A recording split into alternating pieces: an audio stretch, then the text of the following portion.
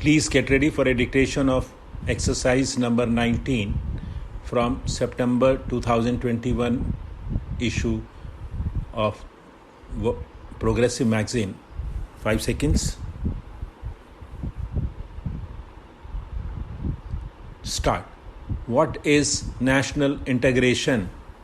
It is first and foremost emotional feeling that binds all individual citizens of this country into one of the great nations.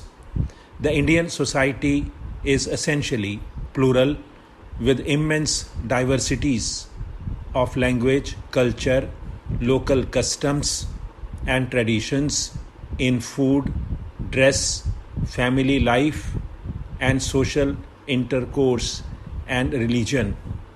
It is this immense diversity that often tempts people to regard India not as a country but as a continent or a miniature world, and makes Indian life a grand, variegated mosaic of peerless beauty.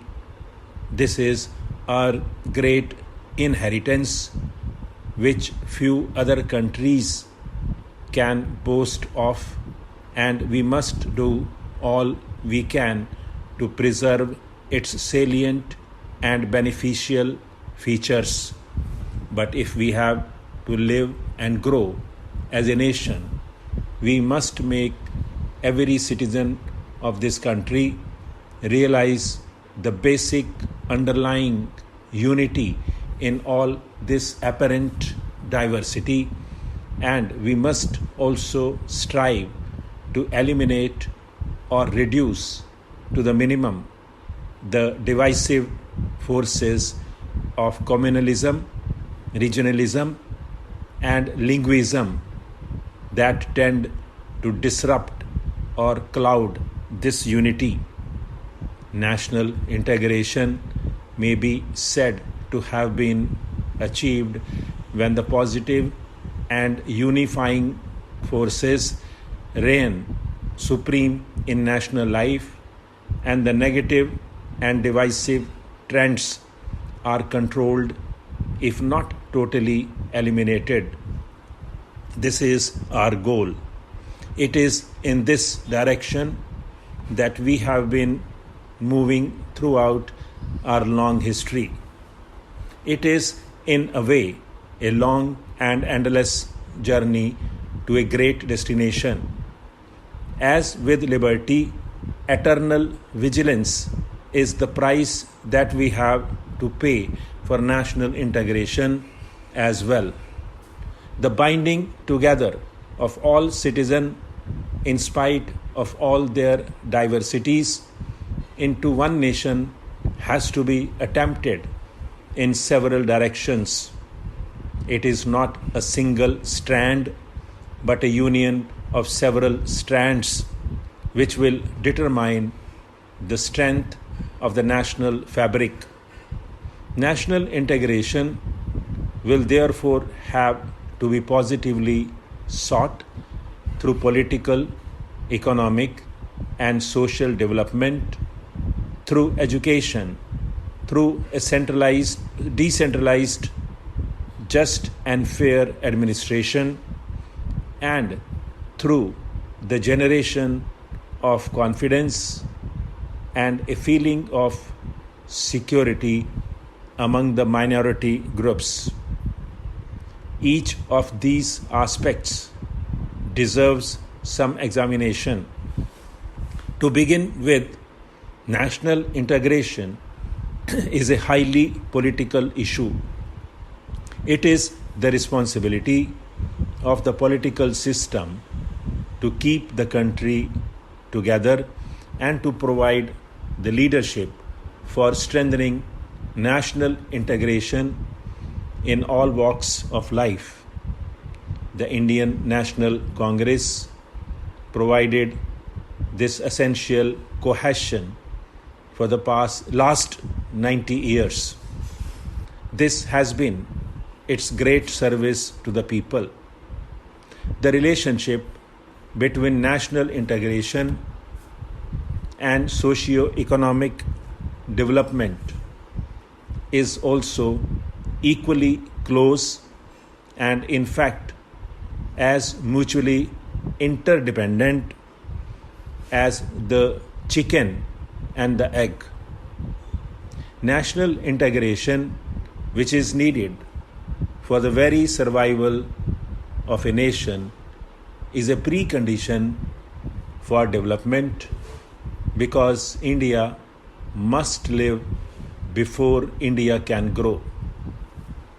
At the same time, how can feelings of national integration survive for long in a situation of great poverty where nearly half of the entire population lives below the poverty line and where there are large disparities in income between one social group and another? We must therefore strive our best to abolish at least the government in the organized industry and in the public sector corporations whose incomes and perquisites are well above the general economic level of the population.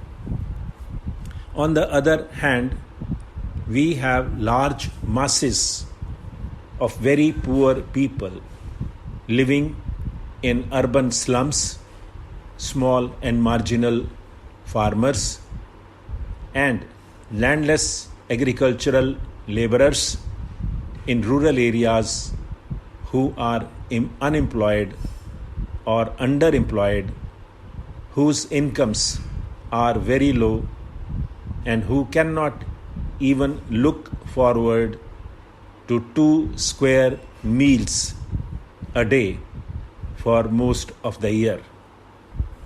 I know this from my personal experience because I have lived for last 6 years in rural areas and worked as a farmer. How can we hope to have a cohesive society or national integration in a background of such glaring socio-economic inequalities and injustice?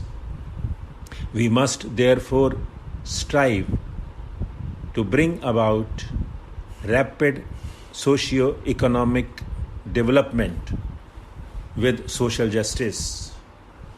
This will create a healthy and hopeful atmosphere in country and reduce the inevitable consequences which extreme disparities generate. Greater and more rapid socio-economic development will follow.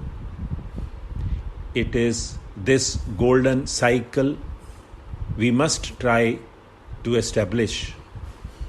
The creation of conditions in which every citizen may be effectively involved in the administrative process is yet another aspect of national integration.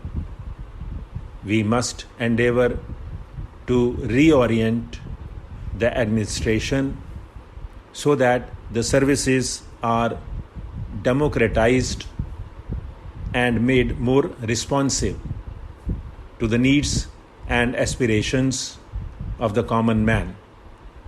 It is also necessary to ensure that the common man is assured justice and fair play in all matters which affect his daily life.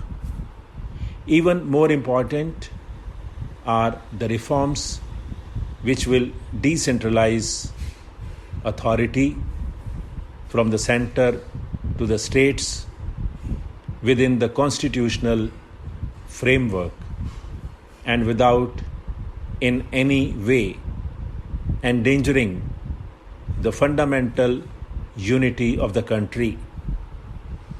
The center and the states are not big and small brothers, but joint partners in national development. Even more important is the devolution of authority and responsibility right down to the present centralized system, where fewer people tend to take the basic decisions for the common man. Stop.